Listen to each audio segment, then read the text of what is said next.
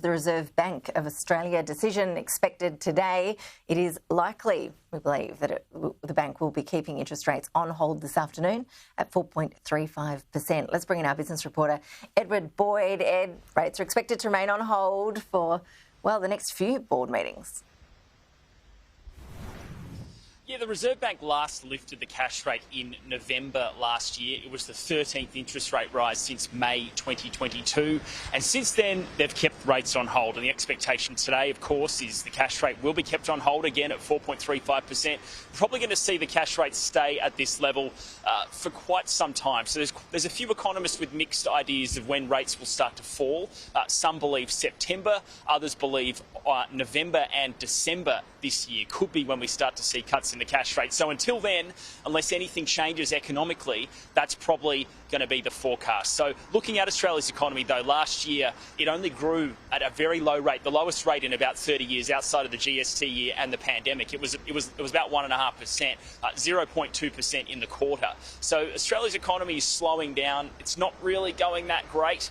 But looking around the world at other economies, we're faring pretty similar to everyone else. And the problem, of course, for all global economies has been inflation. It's been persistent. It's remained high.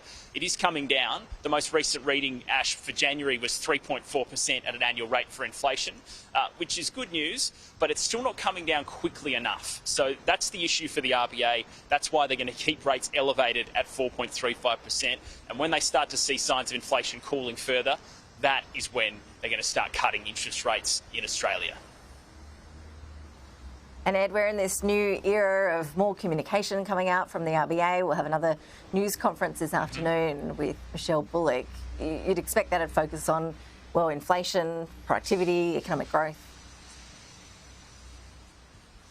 Those are going to be the key themes. So today, for a change for once, we're in a different building as well. We're at 8 Chifley Square, which is 1 block away from the Martin Place headquarters.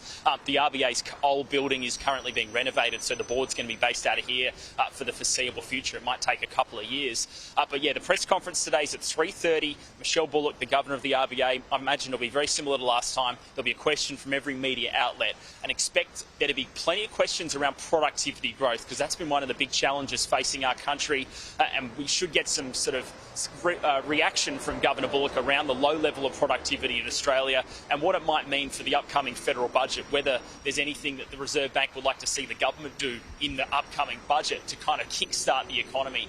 But another problem, Ash, has been those mortgage repayments for mortgage holders, and they've increased significantly after those 13 rate rises. We've got a quick chart we can show you just showing for a $500,000 loan, it's about $1,200 extra per month in additional repayments since rates began rising in May 2022.